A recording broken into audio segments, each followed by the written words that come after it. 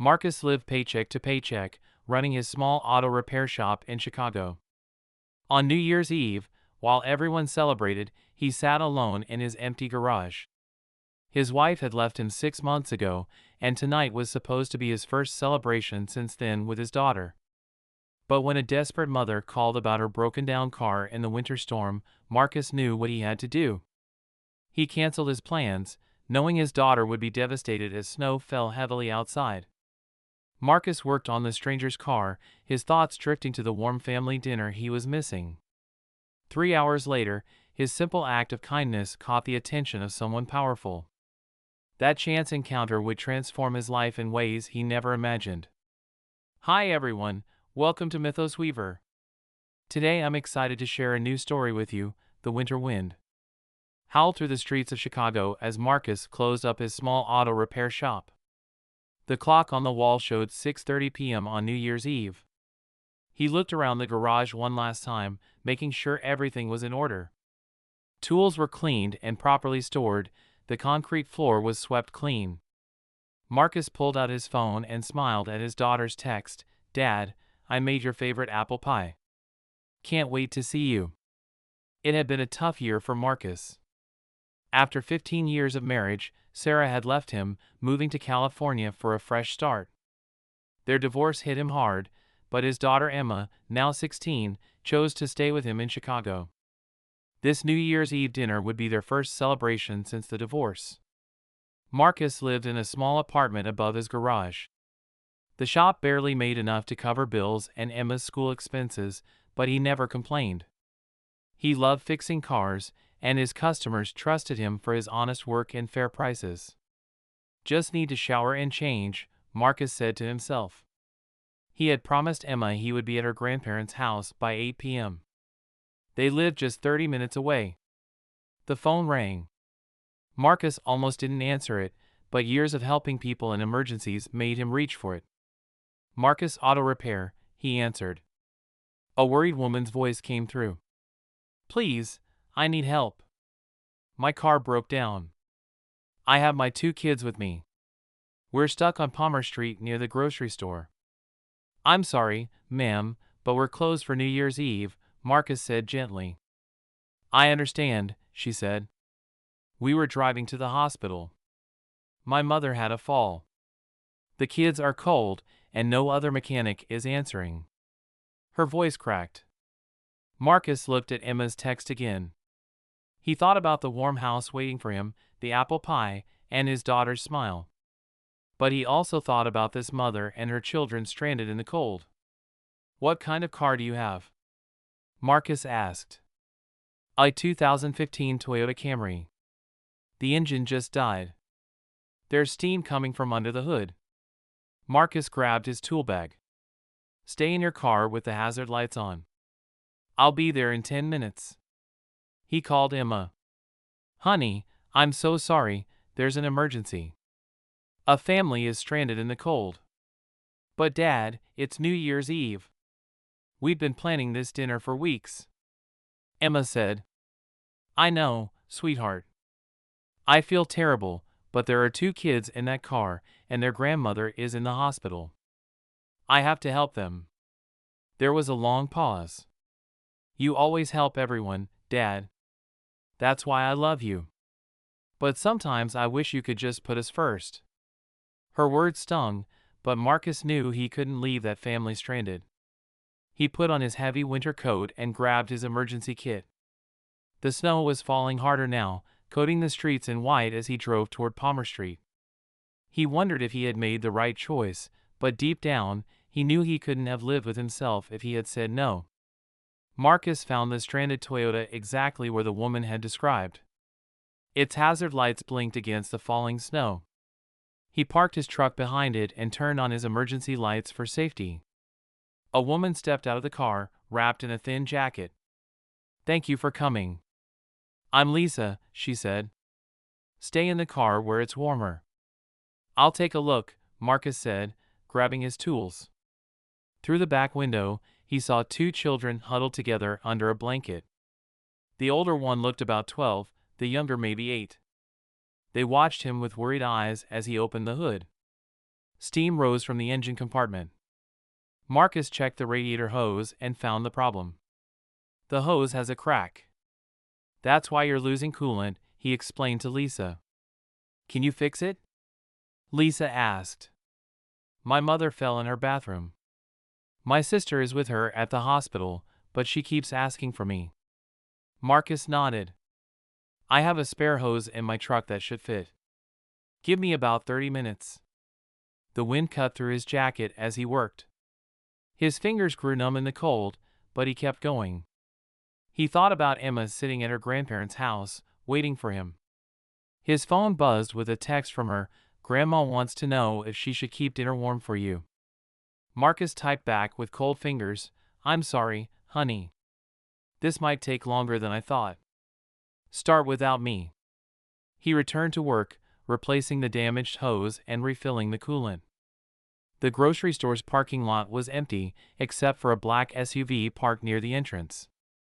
Its headlights were on, engine running. After 40 minutes, Marcus closed the hood. Try starting it now, he called to Lisa. The engine turned over smoothly. The temperature gauge stayed normal. Lisa stepped out again, relief visible on her face. How much do I owe you? Lisa asked. Marcus saw the worry in her eyes, the worn edges of her coat, the children's anxious faces in the back seat. He thought about his own struggles, the times when a kind word or gesture had meant everything. Oh, charge me, Marcus said. Just get to your mother safely. I can't accept that. You canceled your New Year's plans for us. Lisa protested. Consider it my New Year's gift, Marcus said, packing his tools. We all need help sometimes. Lisa's eyes filled with tears. Thank you. You don't know what this means to us. As Lisa drove away, Marcus noticed the black SUV was still there, its windows tinted against the night. He didn't give it much thought as he packed up his truck. His hands were freezing, and all he could think about was the warm apartment waiting above his shop. The clock on his dashboard showed 8:45 p.m. The family dinner would be half over by now. As he drove back through the snowy streets, he felt both satisfied and sad. He had helped someone in need, but at the cost of precious time with his daughter. The next morning, Marcus opened his shop early as usual. The events of New Year's Eve weighed on his mind. Emma hadn't answered his calls last night. He understood her disappointment. I'll make it up to her, Marcus said to himself as he organized his tools for the day. Around 10 a.m., a black SUV pulled into his garage. It was the same one he had noticed at the grocery store parking lot. A man in a business suit stepped out, brushing snow from his shoulders. Are you Marcus? The man asked. Yes, how can I help you? Marcus wiped his hand on a shop rag. I'm Richard Thompson. I was at the grocery store last night. I saw what you did for that family, the man said. Marcus nodded. Just doing my job. No, you weren't. You gave up your New Year's Eve. I heard you tell that woman not to pay, Richard said. I own several car dealerships in Chicago. We need someone like you. Marcus looked around his small shop. I appreciate that, but this is my place. I know every pole, every corner. I'm offering you a position as head mechanic at my main service center. Full benefits, better hours, and triple your current income. Richard said, I've asked around about you this morning. Everyone knows Marcus Auto Repair for honest work. Marcus sat down on his work stool. That's a generous offer, but you're worried about this place, Richard said. Keep it, train someone else to run it, but I need someone who puts people first in my service department, someone who understands it's not just about fixing cars. Marcus thought about Emma, about the constant struggle to make ends meet. Could I think about it? Take 2 days? Richard handed him a business card. Call me when you decide. After Richard left, Marcus called Emma. She answered on the third ring. Dad, I'm in school, she said quietly. I know, honey. I just wanted to say I'm sorry about last night. But something happened this morning. Can we have dinner tonight, just you and me? There was a pause. Mom called. She wants me to visit her in California for spring break. Marcus felt his heart sink. Oh, we can talk about that too. Okay, pick me up at 6. Emma's voice softened. That evening, over pizza at their favorite restaurant, Marcus told Emma about Richard's offer. He watched her face carefully as he explained everything. But we wouldn't have to worry about money anymore? Emma asked. No, we wouldn't. And I'd have regular hours, more time for us, Marcus said. Emma was quiet for a moment. You know why I didn't go with Mom to California? Because you taught me that helping others matters more than having lots of money. Like last night, I was mad, but those kids needed you more than I did. Marcus reached across the table and squeezed her hand. When did you get so wise? I learned from you, Dad, Emma smiled. You should take the job, but promise you'll never stop being you. 2 days later, Marcus called Richard and accepted the position. The next few weeks were busy with transition. Marcus found Mike, a reliable mechanic he'd known for years, to take over his shop. He spent evenings training Mike, making sure his longtime customers would be in good hands. The rent from the shop will help with Emma's college fund, Marcus told Mike one evening. Just keep taking care of people like their family. His first day at Thompson Auto Services was eye-opening. The facility was 3 times the size of his old shop, with state-of-the-art equipment he'd only read about. Richard introduced him to the team of mechanics. Some of our wealthy clients can be demanding, Richard said. But I want you to run this service department your way, honest work, fair prices. Marcus noticed some of the older mechanics seemed skeptical of him. He understood, he was an outsider brought in above them. During his first week, he made sure to learn everyone's names and listen to their concerns. One afternoon, a familiar Toyota Camry pulled into the service center. Lisa stepped out, surprise on her face when she saw Marcus. I don't believe it, she said. I came here because my sister recommended this place. I had no idea you'd be here. Marcus smiled. How's your mother doing? Much better, thanks to you. If we hadn't made it to the hospital that night. Lisa paused. The doctor said the fall caused a small brain bleed. If we'd waited until morning. I'm glad I could help. What brings you in today? Just a regular oil change. My sister says you folks are honest, even if it costs a bit more, Lisa said. Marcus checked her paperwork.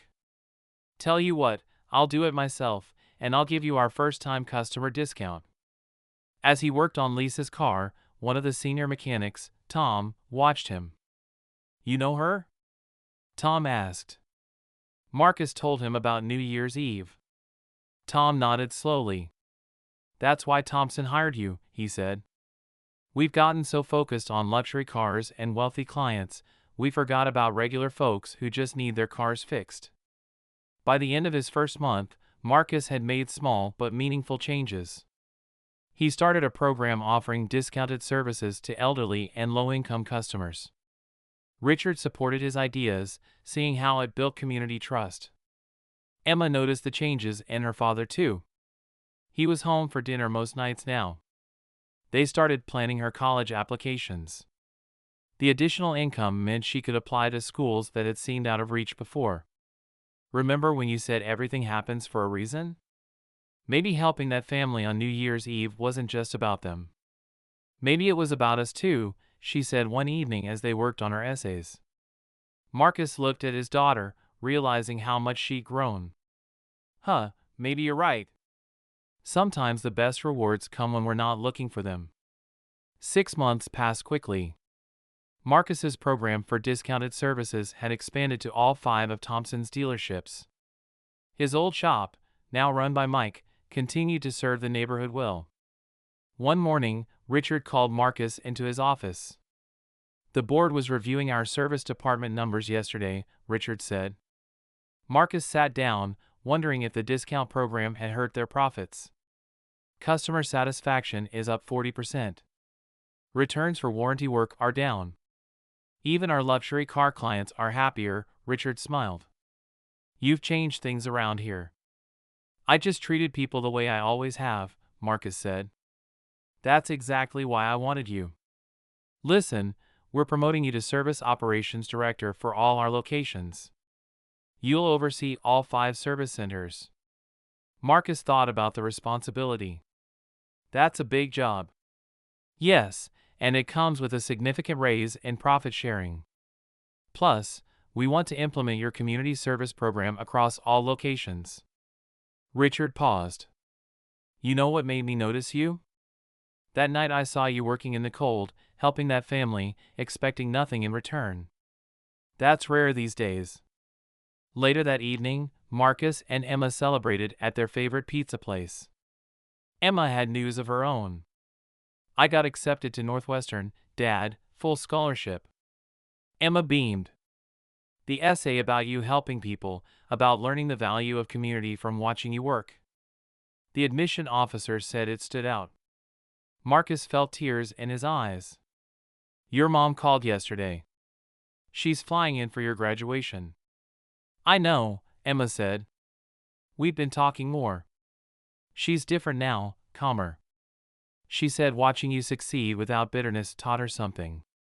The next day, Marcus visited his old shop. Mike had kept it exactly as he'd left it, just cleaner. The regular customers still came by, trusting the same honest service Marcus had always provided. You started something good here, Mike said.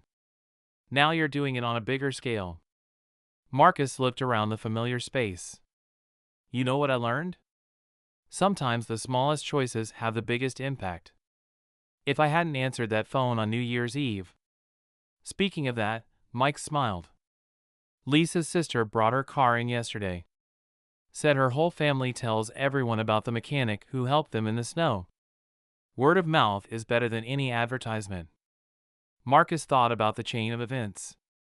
One decision on a snowy night had led to all this, better opportunities, Emma's scholarship, even a kind of peace with Sarah, not because he'd expected anything in return, but because he'd simply chosen to help someone in need. The best part is, Marcus said, I can help more people now. That's worth more than any promotion. As he drove home that evening, Marcus passed the grocery store where it all began. The memory of that cold New Year's Eve made him smile. Sometimes the kindest choice was also the right one, even if you couldn't see it at the time. Love this story? Tap that like button and subscribe to Mythos Weaver for more. Let us know how this story made you feel with a single word in the comments.